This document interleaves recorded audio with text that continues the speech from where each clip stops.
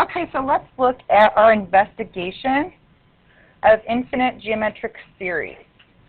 So if I were to graph this second one, and I were to look at it, if this is my n and this is my sum, I've already graphed the first one for you.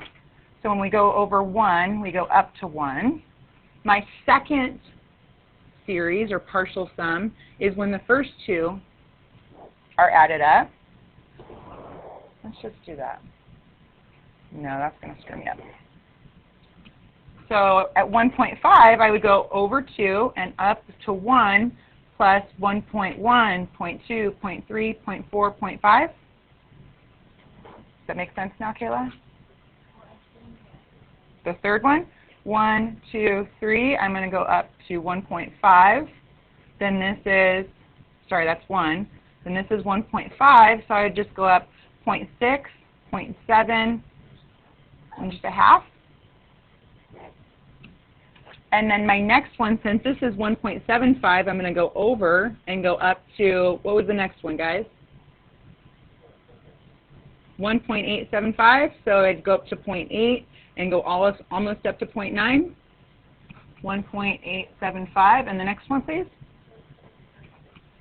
1.9375, so that would be over 1 and then up a little tiny bit. And the last one, that's good enough. And I'd go over 1 and I would go up right there. So let's talk about the similarities and the differences of these two graphs. But they're not as pretty on the next slide. So this one goes like that, and this one goes like this. What do you guys think? Yes. They both curve. Absolutely. What's different about them?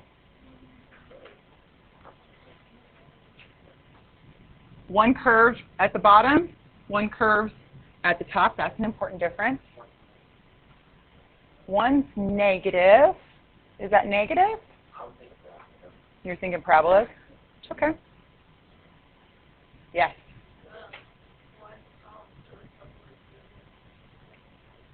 Okay. One curves outer, going out like this, and then one is going straight up. Well, let's look at this first question, or I guess it would be your second. What do you think would happen if we graphed 100 terms in each example? We only graphed the first 6. Oh, that's interesting. Philip says this one would go into a circle. And this one, Kayla says, would just continue straight up. Slight curve, but it would still go high. Let me put some numbers in here and see what you guys think. So I didn't do 100 because when I did 100, it was huge. I did the 25th. So if I were to use my formula and I started with a sub 1 and then did 1 minus r, r on this one was, it was getting bigger by 2 to the 25th, all over 1 minus 2. That's my formula, correct? Look what the answer comes out to. 33,554,432. So if I were to go over 25, that's how high it would have to go up. Not crazy? It's huge, right? Let's look at this one. To the 25th. So again, we started at 1, right? But what was my r on this one?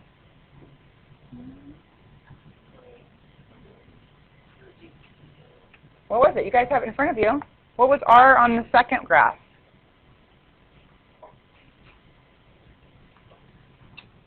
How much is it getting smaller by, guys? A half. Okay, you see it? So my r in this one is a half to the 25th. And if I do that over 1 minus a half, look at the number.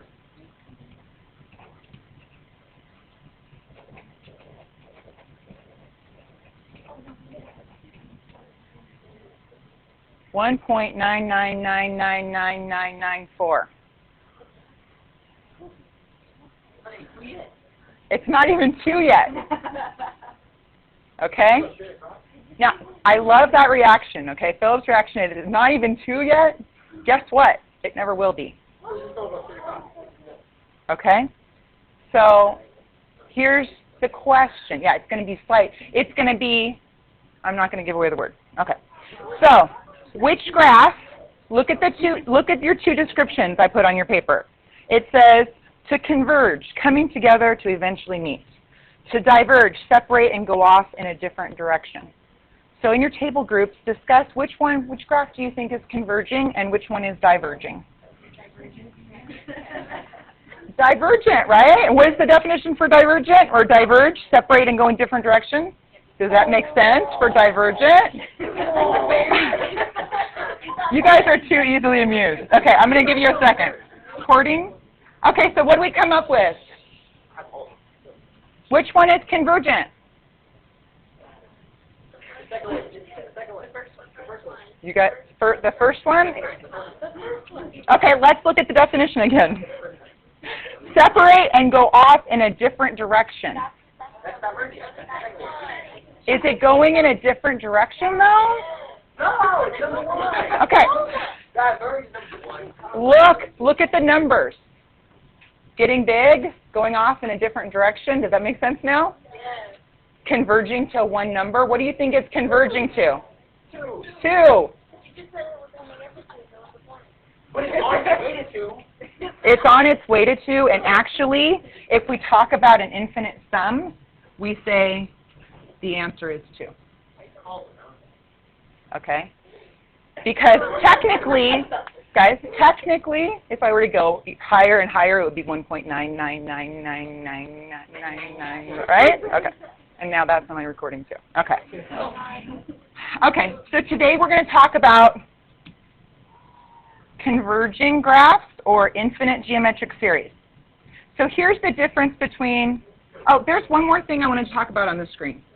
What made this graph diverge and what made this graph converge? What's the difference between them?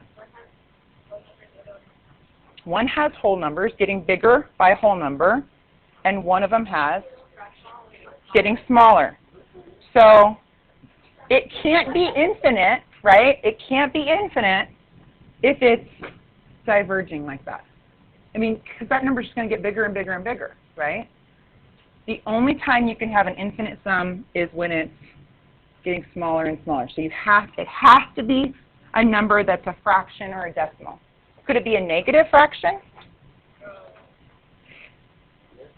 Yeah, it could be getting smaller and smaller and smaller and smaller, right? A negative can get smaller and smaller and smaller and be able to stop, right? Okay, good. I like it. All right, so this is what I want to do next.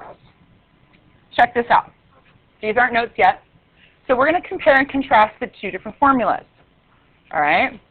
So, but in order to do that, I'm going to go back to how we derived this formula. Remember we added we had the first term, and then we shifted over the other term and took not the last term, but the one after it. You guys remember that? It looked like this. If I were to distribute, I would have a sub 1 minus a sub 1 r to the n all over 1 minus r. Correct? Do you guys see how I just took this formula and turned it into this formula? This is the formula that we started with, and I factored out an a sub 1, and we got this one and made it easier to use. Okay? So look at, if this is the first term and this is the last term in an infinite series, we don't have a last term. So that's where this formula comes from. You see that? I don't need the last one. I don't have a last one in an infinite. That's why it says infinite now. But there is one small difference.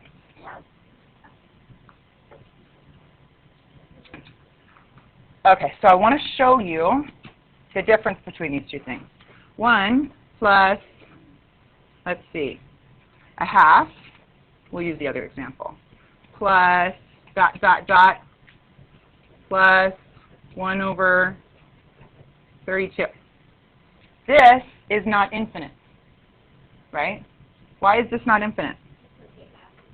It has an ending. We know what the ending point is. But this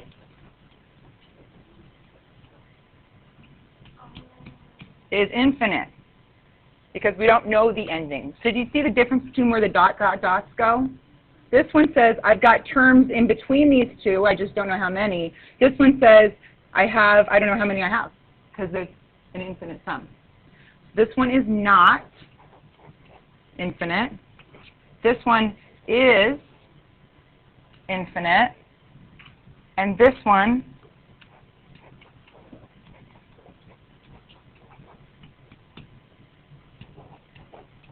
is not. Why? I can keep going. Why is it not then?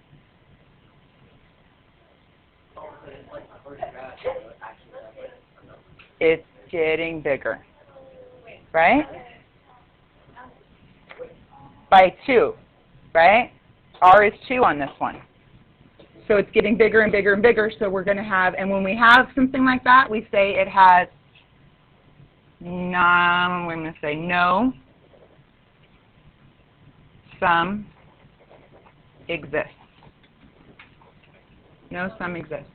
Because it's getting bigger and bigger and bigger, it's diverging. Yes? Yep, it's only infinite when it's fraction. It's not increasing. It's not getting bigger. It's getting smaller and smaller and smaller. And I think my first slide or my first screen will it's a good example of it. So let's copy this down first, and then we're going to come back to it. So go ahead and get your notes out.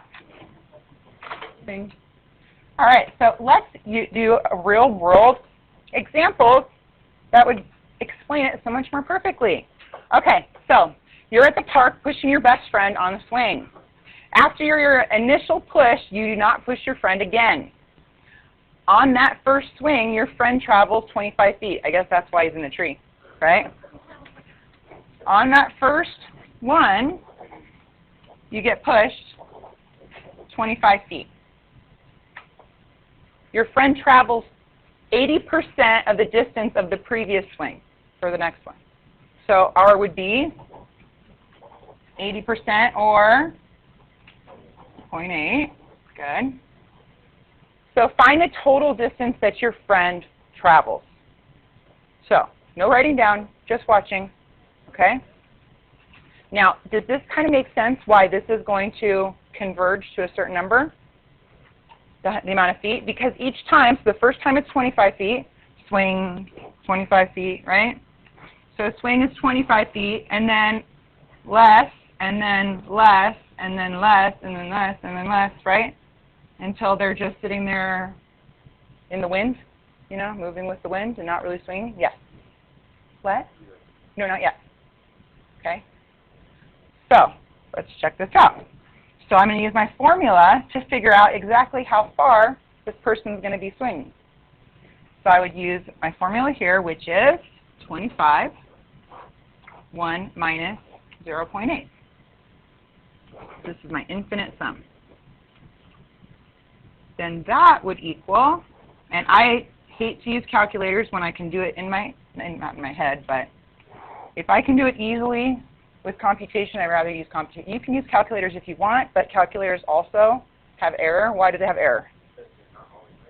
They are always right. What? Oh, that's very, very true. PEMDAS. That's exactly right. So it's human error. It's not the calculator's fault, it's your fault. And then some people will say, well, I'll just do it again in the calculator. Well, how often does that work out? You're going to do it the same way over again, wrong, right? Okay, so I always like to try or come up with an educated guess and then put in a calculator and see if it's realistic. That's another reason. Okay, so 25, 1 minus 8/10 is a whole, minus 8/10 is 2/10. And then I'm going to write this horizontally, 25 divided by 2/10, which is 2/10, which is 25 times, I'm going to write 10 over 2. All right, we discussed that last week, which 10 divided by 2 is 5. Therefore, 25 times 5 is 125 feet. This is smaller. Do I have to write feet? Yes. Yes, you do have to write feet. Otherwise, in a word problem, 125 means nothing to me. He's going to travel 125 feet total. Not anymore. Probably technically 124.99999, right? Okay, that is a lot of feet to swing, right? Okay, so this is on a homework problem. So Dylan, can you get that homework out for me, please? And I'll let you copy this one down.